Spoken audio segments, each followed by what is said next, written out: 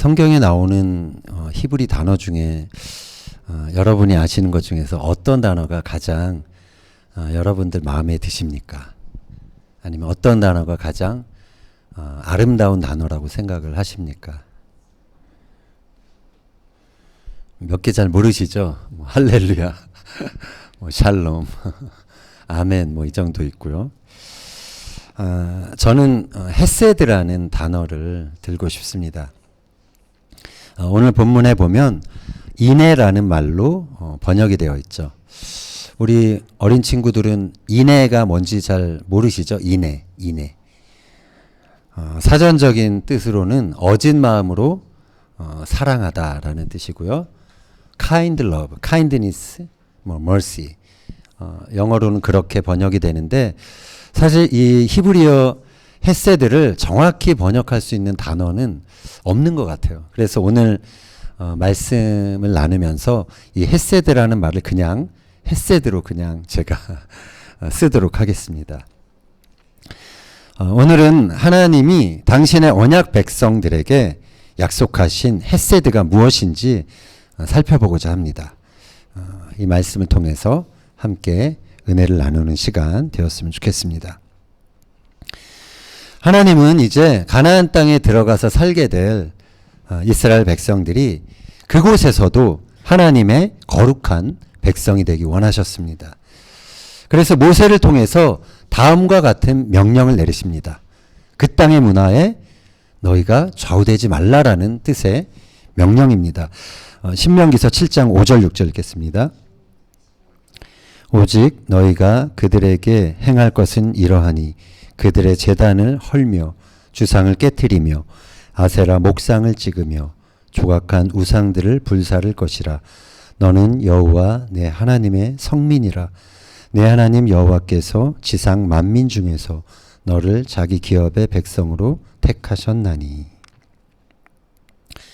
하나님께서는 이스라엘 백성들이 이제 오랫동안 떠나왔던 그 가나안 땅에 다시 가서 살도록 하셨습니다. 그런데 그 땅에 지배하고 있는 바알을 비롯한 여러 우상에서 그 주류 문화에서 그들이 마음을 빼앗기지 않고 하나님께 마음을 지키며 살아가는 그러한 백성들이 되길 원하셨죠. 이스라엘 백성은 하나님이 선택하시고 하나님의 소유된 백성이기 때문에 하나님은 그러한 명령을 내리신 것입니다. 신명기 7장 7절 보면 여호와께서 너희를 기뻐하시고 너희를 택하심은, 그러면서 그 택하신 이유를 말씀하십니다. 근데 여기서 여호와께서 너희를 기뻐하시고 라고 했을 때 히브리 단어 하샤크라는 단어가 쓰입니다. 이 말은 사람이 이렇게 누군가를 보고 사랑에 빠지다, 욕망하다, 그런 뜻입니다. 창세기 34장에 그 세겜에 갔을 때, 야곱이 가족을 이끌고 세겜에 갔을 때 그곳에 추장 아들이 세겜이었거든요. 세겜이 디나를 보고 연연하다라는 표현을 합니다. 연연하다. 거기서 하샤크라는 단어가 쓰였습니다. 아름다운 여성을 보고 그냥 한눈에 사랑에 빠지는 그 감정, 그것이 하샤크입니다. 자, 이러한 감정의 표현으로 하나님이 이스라엘을 기뻐하셨다. 너희에게 사랑에 빠졌다. 나의 사랑을 쏟았다라고 표현하고 계십니다. 왜 하나님은 다른 민족이 아닌 이 이스라엘에게 사랑을 쏟으셨을까요? 그들에게 어떠한 인간적인 매력이 있어서 그랬을까요? 7절에 그 이유를 설명하는 장면을 같이 한번 읽겠습니다. 여호와께서 너희를 기뻐하시고 너희를 택하심은 너희가 다른 민족보다 수요가 많기 때문이 아니니라. 너희는 오히려 모든 민족 중에 가장 적으니라. 하나님이 이스라엘 택하신 것은 그들이 특별해서가 아니었습니다. 그들의 의가 다른 민족보다 뛰어났기 때문에, 좀 더 착한 아이들이었기 때문에 이스라엘을 그렇게 선택하신 것이 아니라는 것입니다. 이스라엘은 다른 애굽이나 아수르나 바벨론 그 제국과 비교해 봤을 때 너무도 작고 보잘것없는 민족에 불과했던 것입니다. 모세는 하나님이 우리 백성을 선택하신 이유가 이렇다라고 이어서 8절에서 설명합니다. 같이 읽겠습니다. 여호와께서 다만 너희를 사랑하심으로 말미암아 또는 너희의 조상들에게 하신 맹세를 지키려 하심으로 말미암아 자기의 권능의 손으로 너희를 인도하여 내시되 너희를 그 종 되었던 집에서 애굽 왕 바로의 손에서 속량하셨나니. 자, 두 개의 말미암아가 나옵니다. 하나님이 이스라엘 민족을 선택하셔서 이렇게 출애굽이라는 그 역사를 행하신 이유 두 가지가 나오죠. 첫 번째는 너희를 사랑하기 때문이다. 그냥 순전한 사랑 때문이다 라는 이유를 밝히고 있고요. 또 하나는 조상들에게 하신 맹세, 언약 때문에 너희를 그렇게 선택하고 애굽에서 빼어내었다라고 그렇게 말씀하고 계십니다. 모세는 이어서 하나님이 어떠한 분이신지 설명합니다. 9절 읽겠습니다. 그런즉 너는 알라 오직 내 하나님 여호와는 하나님이시요 신실하신 하나님이시라. 그를 사랑하고 그의 계명을 지키는 자에게는 천대까지 그의 언약을 이행하시며 인애를 베푸시되. 자, 여기서 하나님은 그를 사랑하고 그의 계명을 지키는 자에게 그의 언약을 지키시고 인애를 베푸시는 분으로 소개됩니다. 여기서 언약이라는 히브리 단어가 베리트고요. 인애라는 단어가 우리가 나누었듯이 헤세드입니다. 영어 성경 그 NIV에서는 이 두 단어를 그냥 합쳐버립니다.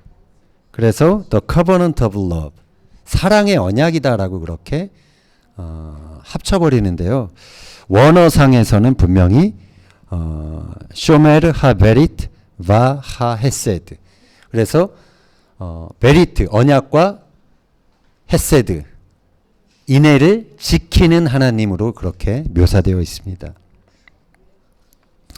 하나님은 왜 이 언약만이 아니라 헤세드를 이행하시는 분으로 지금 모세가 설명하고 있을까요? 그냥 단순히 언약을 이행하는 것만으로 충분하지 않아서일까요? 여러분들 그 언약에 대해서 좀 예전에 들으신 기억 좀 잘 떠올려 보시면 있으실 텐데, 언약이 히브리 말로 베리트입니다. 베리트, 자르다라는 뜻입니다. 그 언약이 짐승을 둘로 쪼개서 그 사이를 지나가면서 언약을 맺기 때문에 베리트라고 합니다. 근데 이 베리트는 군주가 자기 자신에게 유리한 계약을 하는 거, 계약을 할 때 보통 이 계약을 합니다. 자기보다 약한 군주나 자기보다 밑에 있는 어떤 신하나 백성들하고 어떤 조건을 걸고 맺는 것이 베리트입니다. 계약입니다. 그래서 아까 그 쪼갠 모기 사이를 지나가면서 언약을 맺는다고 그랬는데 그 이유가 뭔지 아세요? 우리가 지금 피해 맹세를 하고 있다. 그래서 이 계약을 어길 경우에는 너도 이 쪼갠 짐승처럼 피 흘릴 것이다. 죽을 것이다. 그래서 목숨을 걸고 하는 맹세가 바로 계약인 것입니다. 사실 이것은 약자에게는 너무나 불리한 그러한 것이 바로 계약입니다. 그냥 죽음을 담보로 하고 있기 때문에.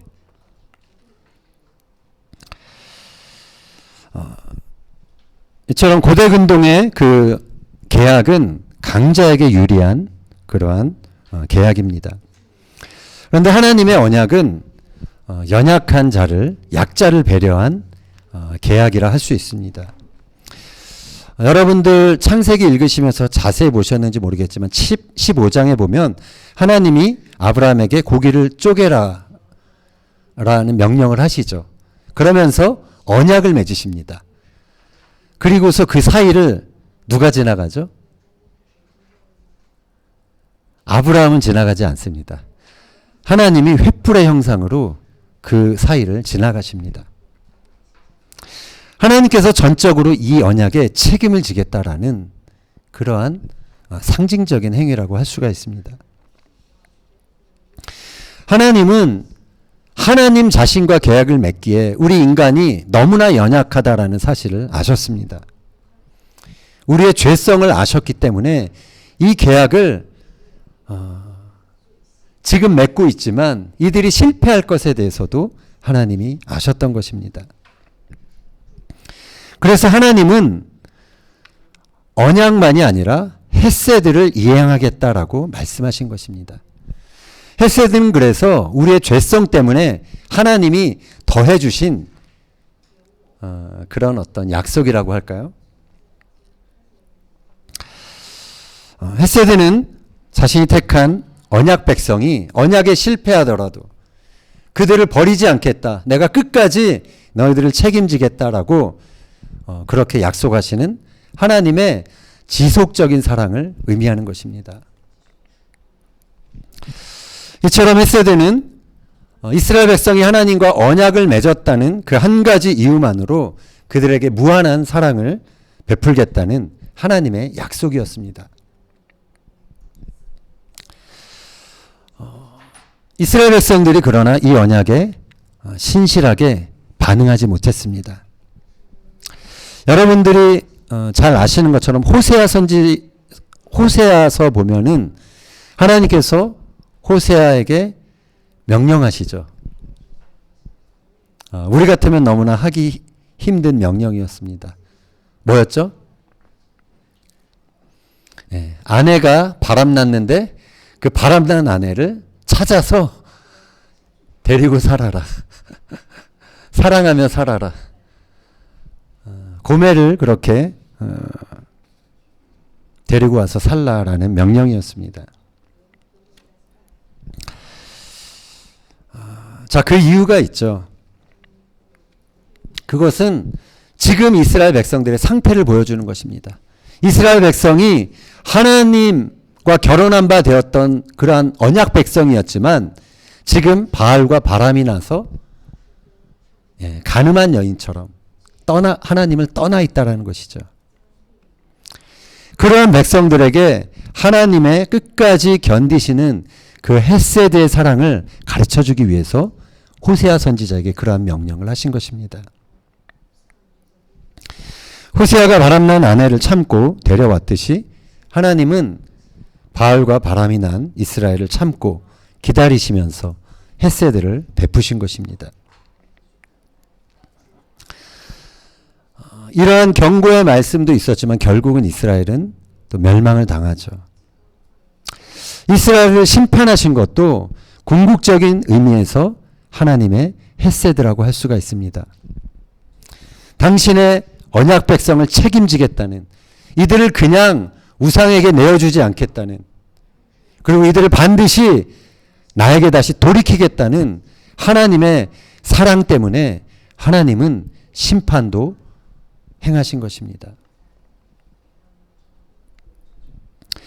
하나님은 하나님의 성품인 헤세드가 그 언약 백성의 삶에서도 고스란히 나타나기를 원하셨습니다. 그런데 우리가 이스라엘 역사를 살펴볼 때 이스라엘 백성들은 이 헤세드를 실천하는 삶에서 실패합니다. 호세아 선지자가 그것을 이렇게 지적합니다. 6장 4절 읽겠습니다. 에브라임아, 내가 네게 어떻게 하랴? 유다야, 내가 네게 어떻게 하랴? 너희의 인애가 아침 구름이나 쉬 없어지는 이슬 같도다. 자, 여기서 또 인애라는 단어가 나옵니다. 헤세드입니다. 하나님은 이스라엘 사회 공동체 안에 이 인애가 아침 구름처럼, 그냥 해가 뜨면 또 사라지는 구름처럼, 그리고 쉽게 사라지는 이슬처럼, 이슬과 같다. 이렇게 표현을 하시고 계시죠. 이 이스라엘 공동체 안에 이 헤세드가 너무나 쉽게 사라져 버렸다라는 것입니다. 당시 이스라엘 백성들이 하나님과 어떤 계약, 계명들, 그것을 문자적으로 그들은 열심히 지켰을 수는 있습니다. 뭐 11조를 드리든가 안식일을 지키든가 여러 하루 3번의 기도를 하던가 이 모든 것들을 문자 그대로 잘 했을 수 있습니다.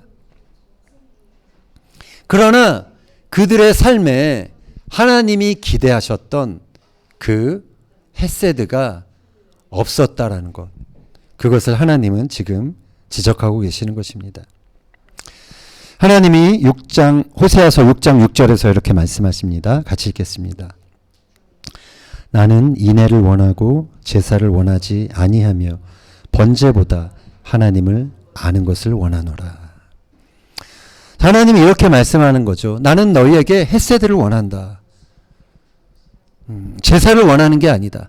계약을 너희가 잘 지키는 그것보다도 하나님 나를 아는 것을 내가 너희에게 원한다라고 하나님이 말씀하고 계시는 것이죠. 여기서 하나님을 아는 것과 헤세드를 행하는 것이 평행법으로 표현되어 있습니다. 하나님을 정말로 아는 사람이라면 헤세드를 행하는 사람이 돼야 한다라는 것입니다. 성경에 헤세드의 사람이 나오는 그러한 성경이 있습니다. 어떤 성경이죠? 기억나시나요? 룻기서입니다. 룻기. 룻이 시어머니에게 보여준 사랑이 바로 헤세드였죠. 보아스가 룻에게 말하는 장면에서 그러한 표현을 합니다. 룻기서 3장 10절 읽겠습니다. 내 딸아 여호와께서 내게 복 주시기를 원하노라. 내가 가난하건 부하건 젊은 자를 따르지 아니하였으니 내가 베푼 인애가 처음보다 나중이 더하도다. 자, 여기서 인애라는 말이 또 나오죠. 헤세드에 대해서 칭찬하는 말입니다. 얼마든지 죽은 남편 이후에 젊은 남자를 따라 남편을 만나서 또 결혼할 수 있는 상황이었지만 룻은 그 어머니, 시어머니인 나오미를 위해서 나오미를 따라가기로 그렇게 결단을 하죠. 그것이 룻이 베푼 헤세드였습니다. 또 이제 보아스가 룻에게 베푼 사랑, 그것도 헤세드로 표현되어 있습니다. 나오미가 룻에게 보아스를 칭찬하는 장면이 나오는데요. 룻기서 2장 20절 같이 읽겠습니다. 그가 살아있는 자와 죽은 자에게 은혜 베풀기를 그치지 아니하도다. 여기서 은혜라는 말이 헤세드입니다. 보아스는 룻이 외국 여자였음에도 불구하고 그 이방인이었던 그 여인에게 그가 할 수 있는 배려를 했던 것이죠. 그리고 모압 여인인 룻을 후에는 자기의 아내로 받아들이는 결정을 하게 됩니다. 그것은 룻의 죽은 남편의 이름으로 기업을 다시 되찾아주는 그 역할, 그것을 이제 고엘이라고 하거든요. 고엘의 역할을 그렇게 자처했던 것입니다. 재산의 큰 손실을 감수하면서까지 보아스는 그 나오미와 룻의 빚을 갚아주면서 그들의 옛 기업을 다시 사서 그들에게 돌려주었던 것입니다. 보아스는 쓰러져 가던 한 가정을 일으켜주는 구원자의 역할을 하게 된 것입니다. 헤세드는 이처럼 추상적인 개념이 아닙니다. 그냥 정신적인 어떤 사랑의 행위가 아닙니다. 헤세드는 자기가 살아가는 공동체 안에서 어떤 힘들어하는 연약한 대상을 향하여 구체적인 그들에게 유익이 되도록 그렇게 베푸는 사랑이 바로 헤세드인 것입니다. 예수님의 십자가는 하나님의 헤세드를 보여주는 가장 결정적인 사건이었습니다. 예수님은 우리가 도저히 갚을 수 없는 그 죄의 빚을 갚아주기 위해서 이 땅에 고엘로 오셨습니다. 마가복음 10장 45절 예수님이 이 땅에 오신 목적을 같이 한번 읽겠습니다. 시작. 인자가 온 것은 섬김을 받으려 함이 아니라 도리어 섬기려 하고 자기 목숨을 많은 사람의 대속물로 주려 함이니라.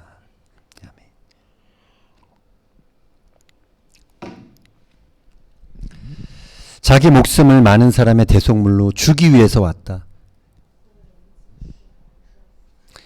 우리가 죽어야 할 우리의 빚, 그것을 대신 갚아주기 위해서 왔다라는 말입니다. 우리의 고엘, 우리의 구속자로 예수님께서 이 땅에 오셨다는 표현이죠.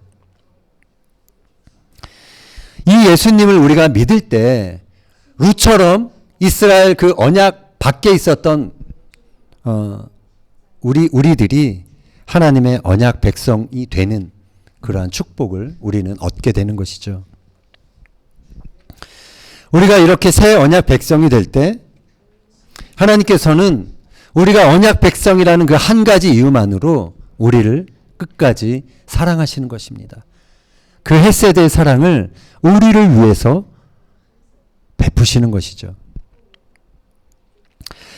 예수님께서 세리와 죄인들과 함께 식사를 하신 적이 있습니다.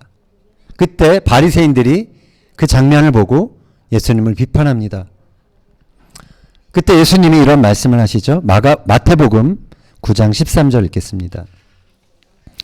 너희는 가서 내가 긍휼을 원하고 제사를 원하지 아니하노라 하신 뜻이 무엇인지 배우라.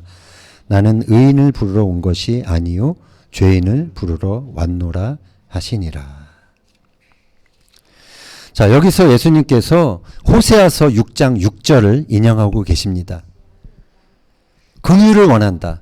아까 우리가 읽었지만 인애를 원한다.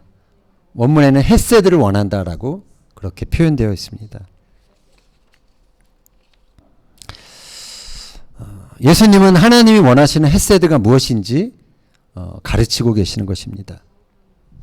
헤세드는 받을 만한 자들에게 베푸는 것이 아니라 그 당시 사회적으로 천대받았던 죄인시 여겼던 받을 자격이 없는 죄인에게까지 베푸시는 그 베푸는 사랑, 그것이 바로 헤세드라는 것이죠.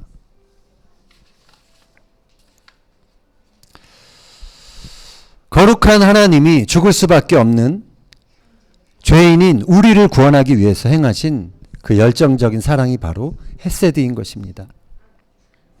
우리는 받을 만한 자격이 있어서 하나님의 사랑을 받은 것이 아니죠. 우리가 남들보다 의로워서 남들보다 좀 더 선해서 하나님이 우리를 택하시고 우리에게 구원을 베풀어 주신 것이 아니라는 것입니다. 우리는 언약과 상관이 없었던 자들이었습니다. 그리고 이스라엘 백성들처럼 죄 가운데 살아갔던 그러한 사람들이었습니다. 바울이 로마서 3장에서 이렇게 선언합니다. 23절 이하 같이 읽겠습니다. 모든 사람이 죄를 범하였음에 하나님의 영광에 이르지 못하더니 그리스도 예수 안에 있는 속량으로 말미암아 하나님의 은혜로 값 없이 의롭다 하심을 얻은 자 되었느니라. 우리는 하나님의 입장에서 볼 때는 모두가 다 계약 위반자였습니다. 그래서 죽을 수밖에 없는 그러한 사람들이었습니다. 그렇지만 깨진 고기 사이를 하나님께서 혼자 지나가셨던 것처럼 하나님은 우리 인간을 위해 맺은 당신의 언약에 홀로 책임을 지셨습니다. 언약을 위반한 우리들을 위해서 하나밖에 없는 그의 아들을 이 땅에 희생 제물로 보내신 것입니다. 그것이 바로 하나님께서 우리에게 베푸신 헤세드였던 것이죠. 예수님이 말씀하셨습니다. 요한복음 13장 34절 읽겠습니다. 새 계명을 너희에게 주노니 서로 사랑하라. 내가 너희를 사랑한 것 같이 너희도 서로 사랑하라.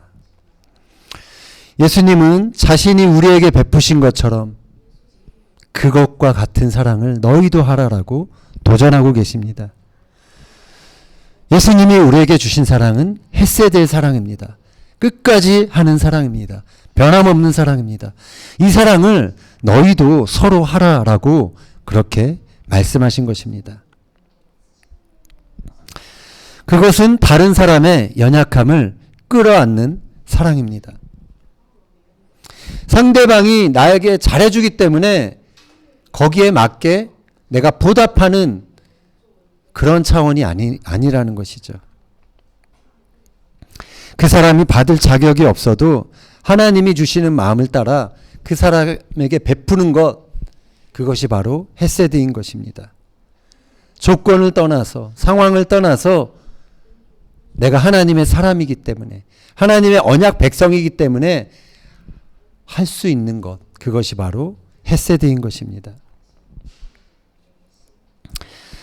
이처럼 헤세드는 감정이 일어나서 그렇게 하고 싶어서 단지 하는 그런 차원이 아니라는 것이죠. 우리가 언약 백성이기 때문에 하는 사랑, 그것이 바로 헤세드라는 것입니다. 하나님은 지금도 단순히 맹목적인 종교적인 열심보다도 이 세상 가운데 그의 인애를 실천할 헤세드의 사람을 찾고 계십니다. 지금 우리가 많이 느끼고 있지만 기독교인으로 살아가는 것이 너무나 힘든 시대입니다. 다원주의적인 가치가 점점 더 팽창하면서 이 시대는 기독교를 환영하지 않습니다. 적대적으로 그렇게 대하고 있습니다. 위험과 위기의 사건들이 터지면서 세상은 점점 더 공존보다는 자신의 생존을 하기에도 너무나 버거워하는 세상이 되어버렸습니다. 우리는 이러한 시대에 어떻게 세상의 가치와 타협하지 않으면서 하나님의 거룩함을 지키는 그런 하나님의 백성이 될 수 있을까요? 그것은 우리가 지금까지 살펴본 것처럼 하나님이 원하시는 헤세드의 사람이 되는 것입니다. 이스라엘은 헤세드가 없어서 멸망했습니다. 헤세드의 사람이 그 사회와 공동체에 남아 있다는 것은 아직 그 사회에 소망이 있다는 것입니다. 세상은 점점 계약에 따라 움직이는 사회가 돼가고 있는 것 같습니다. 계약만큼 일하고 계약을 지키지 않았을 때 쉽게 서로에게 분노하는 모습을 보게 됩니다. 언약으로 하게 된 결혼도 계약처럼 변하고 있는 것을 보게 됩니다. 내가 힘들다고 본전 생각이 난다면 그것은 계약인 것이죠. 언약이 아니라. 지금 세상에 필요한 것은 이러한 계약적인 관계를 떠난 영원한 언약에 기초한 그 사랑을 붙드는 것입니다. 헤세드를 지키는 것. 그것이 지금처럼 각박한 사회에 필요하다라는 것입니다. 하나님은 과거에도 그랬고 지금도 헤세드를 그 마음에 품은 사람, 그 사람을 통해서 하나님의 구원 역사를 이루어 가십니다. 그래서 저는 저와 여러분이 이 시대를 탓하지 않고 환경을 탓하지 않고 사람을 탓하지 않고 헤세드를 지켜내는 그런 사람들이 되기를 소원합니다. 헤세드는 선택하는 것입니다. 내가 손해를 보더라도 그것이 하나님의 뜻이라면 내가 그것을 실천하기로 작정하는 것입니다. 그것은 나의 손해를 전제로 하는 것이죠. 내가 더 수고하고 손해를 보더라도 남을 살리고 공동체를 유익하게 하는 것이라면 그것을 기꺼이 하는 것, 그것이 바로 헤세드인 것입니다. 남편이 힘들어도, 아내가 힘들어도, 자녀들이 힘들어도, 직장에 있는 동료가 힘들어도 끝까지 헤세드를 놓치지 않고 그 헤세드를 전해줄 수 있는 저와 여러분이 되었으면 좋겠습니다. 진정한 관계는 계약이 아니라 언약입니다. 그 언약은 헤세드를 통해서 성취됩니다. 우리는 이 세상에 하나님의 헤세드를 실행하는 그러한 언약 백성으로 부르심을 받았습니다. 바라기는 그 하나님의 헤세드가 저와 여러분의 삶을 통해 인종과 혈통과 모든 증오와 또 경계를 넘어서서 이 세상 가득 흘러가게 되길, 넘쳐나게 되길 예수님의 이름으로 축원합니다. 아멘.